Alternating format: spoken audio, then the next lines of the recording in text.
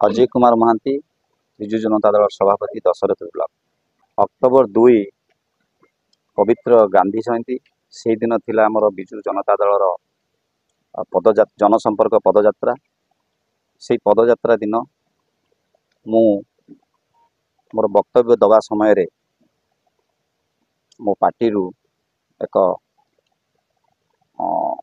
खराब शब्द बाहरी जाइथिला। मु कोनोसी व्यक्ति किंबा कोनोसी दल को आक्षेप करी कहि नथिली।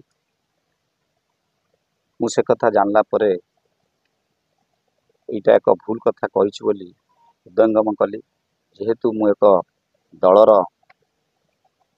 ब्लॉक सभापति, मोर दल प्रति जेमिति मोर सम्मान अछि, अन्य दल प्रति मोर भी सेमति सम्मान अछि एवं रहिथियो मध्य।